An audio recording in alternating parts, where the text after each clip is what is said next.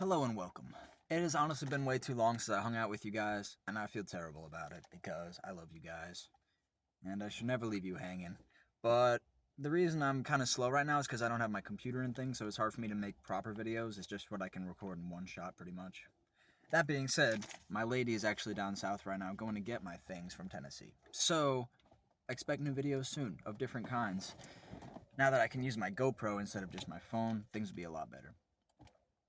Nonetheless, I do want to continue on this trend of telling stories from my life because, like I say, this is like my catalog of everything I've ever been and everything I've been through. So that, future generations of Sam the Dinguses can be like, that's the origin right there. Or, something along those lines. Some sense of legacy. Like Mike Tyson said, there's no point in legacy, everything fades. I get it. We feel a need to leave a bookmark, and even though my shit might get forgotten and left behind eventually, I still have some impact in the short and mid range, such that I will impact my kids and my kids will remember me and bring it on to them. So I'm just trying to keep shit alive out here. That's what it be, that's what it do. YouTube is my chance to be creative. Enough monologuing. So this set of stories, these aren't even very exciting stories, all of them necessarily, is anytime I've come into contact with what you would call a celebrity or a famous person. This is kind of a weird concept. I don't know. It's a very trippy realm that we live in, and it all just seems kind of normal. It's like commercial, cult of personality, societies. Don't get me started, bro. I think it's weird to idolize people, but it's also cool because you're born and you just see posters and of people and like movies and things. So when you actually see a person like that with your own eyes, it reshapes you a little bit. For one, because you take your own humbleness and apply it to that person and imagine what they're like. But now that I'm a grown up, I also understand like what success means, and so I look up to people who are successful. Not that I want to copy them or be like them, but all of us are kind of like stuck being on the hamster wheel with our lives, and some people have found a way out, even though there's always a bigger fish for hamster wheels. Anyway, it's still cool to see these people or meet them. Here's a list of everybody I've come into contact with. Not too many, and a lot of these stories are just that I saw them. So here I go. I'll start with the most important one, the best story of them all. This is from when I was just a little kid. I don't even know how young I was at this point. Maybe I even lived in New Jersey, so less than second grade. Kind of had to be for this story to work out. So, in the olden days, back when TV and cable was popular, there was this guy named Emeril. He had a show called Emeril Live. This is a chef. I don't know his last name, sorry. But he's just like probably Italian guy, like kind of pudgy a little bit. He's a nice guy. He's funny. So my parents wanted to go see Emeril live, to be a part of the crowd, not just watching from TV. So that's what we did. My brother, sister, me, mom, and dad. We were all there at Emeril Live. So yeah, we saw the guy, and that's one. But my brother actually got us on TV a little bit. I don't think I actually got in the shot at all. It was just him, but his presence was known in the arena. So basically, Emerald is just coating some chicken wings so he can fry them or something. And he's got this bag full of flour, and then he's ready to drop his chicken wings in. And when he drops it in, he says, "Dush." My brother goes, Emerald looks up. He's like a couple chuckles in the audience. He fucking he knows what he's doing. He does it again. Dush. Like it's an 8-year-old kid just like fucking goofing his head off. And at this point, everyone's like openly laughing. And so my man just keeps doing it, and my brother here does not stop laughing. So fucking funny. So, so basically, he got like recognized. Not me, my brother did, but I was there. We all got ice cream during the halftime, just for all the kids, keep them still insane. And then actually I got to watch it on TV after, and there was like an outward panning shot where it was starting to show us, and I saw my brother in that shot, but I don't think I was. So I almost got on TV for that, but we were there with a celeb, Emerald. Cool. Okay. Uh, Almost all these come from the same place now. So when I was in Knoxville, Tennessee, I was just doing MMA a little bit, but after I moved to Tennessee, that's when I transitioned to stop doing fighting and just focus on my flips and jumps because that's what I truly love in the world. Fighting's great though. Anyway, there was this really, really good gym, Knoxville Martial Arts, KMA they call it, right in the heart of Knoxville. And this gym actually happens to be the hometown gym of a actual UFC fighter, somewhat active at this point, not too active, but he made his way up. He did really good. He's fairly famous. His name is OSP. Ovens St. Preux is his name. The guy who renamed the Von Flue choke to the Von Preux choke. That guy. I saw him with my own eyes. I walked into the door and he looked at me. I'm not gonna say he went like give me respect or anything, but like he acknowledged me real quick, and I was like, "Yo, okay, let's do it, bro. Let's fight right now." I would be so honored to get killed by a man like you. Yeah, fighters are weird. I mean me. So yeah, OSP, right 5 feet from me. I could have trained with him. I could have wrestled this guy. Okay, almost done here. There's 2 groupings left. So these are from Parkour Land. From what I love most. When I was growing up learning parkour, the main YouTube channel I watched was Ronnie Street Stunts. That's like one of my all-time life heroes, life models, and aspirations.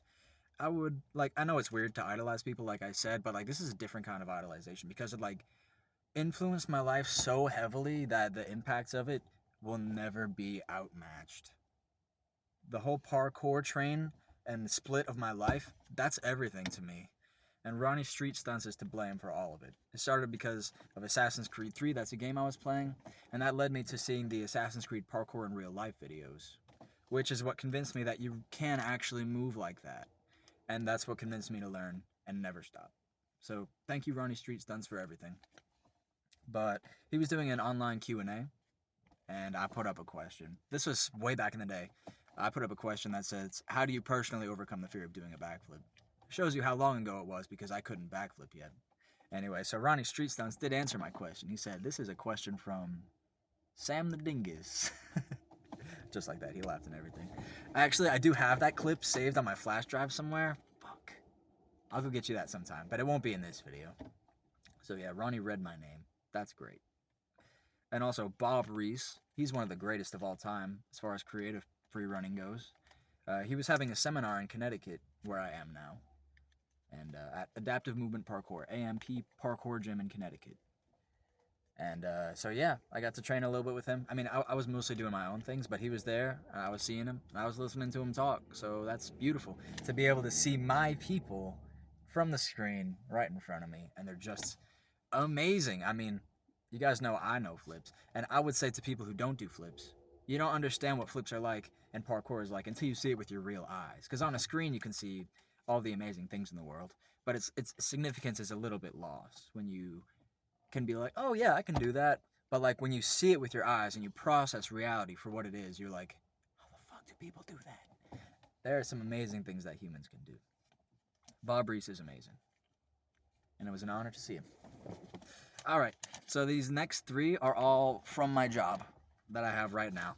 I guess I'm gonna finally spoil to you where I work, though I'm trying not to, because I feel like they want me to be discreet or something, or not be a dumbass on the internet. But they obviously have no idea who I am. I'm kidding. Everybody where I work knows who I am, okay? So I work at a restaurant that's very high end, very expensive. It's inside a casino, inside of Foxwoods Casino in Connecticut. So if you're ever around, holla at me. Just write it in the comments or find me on Instagram. Sam the Dingus also. So this restaurant I work at is very famous, and Foxwoods itself is famous too. So famous people come in and eat at this restaurant, and as a result, I have served 3 people. So the first first celebrity I saw, I didn't interact with this person at all. I just saw their head. And when you see their head, you know exactly who it is. I saw Gordon Ramsay himself, my man. You're probably piecing it together where I work. Yes, I do. So seeing Gordon Ramsay with your own eyes, that's pretty cool. Very recognizable back of his head, I will say. That, like, slashed up hair. I don't know what they call that. Kind of fiery looking. So that was pretty... Sorry, there's a truck walking behind me. Kind of distracted me a little bit. So, yeah, Gordon Ramsay himself. That's probably, like, one of the main celebrities.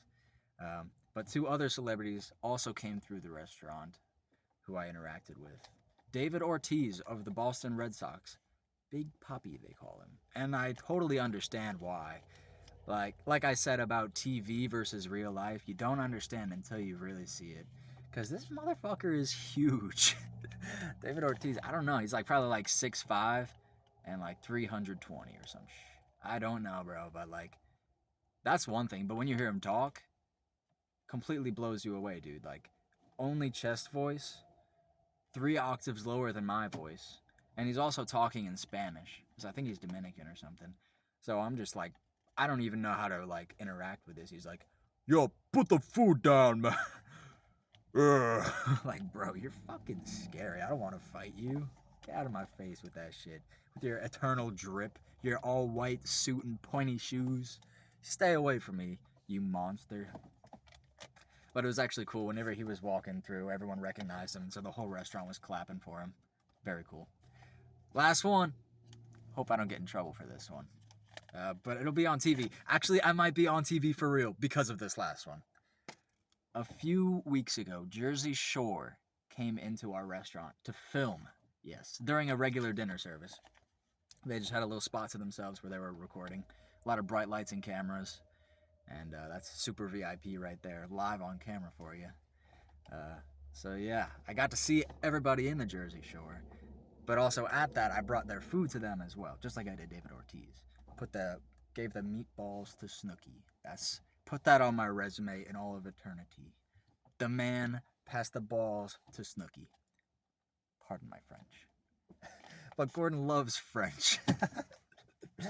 He's mostly inspired by the French. So yeah, that's pretty much it. All right, I will spoil it for you. I had 2 things in my hand, and I kind of messed up the ticket a little bit, probably because of all the pressure involved, but it wasn't a big deal. I had meatballs and shrimp, but I gave both of them to her, but she only ordered one of them. I just didn't listen good enough, so I just had to pass the shrimp to the next guy. Like, my bad, bro. They weren't jerks or anything. So yeah, that shot probably won't be on TV, but it might be. Last thing is that when these meatballs come in a really, really hot dish, so I was like, here's the meatballs. Be careful, that's very, very hot. And then Snooki was like, okay.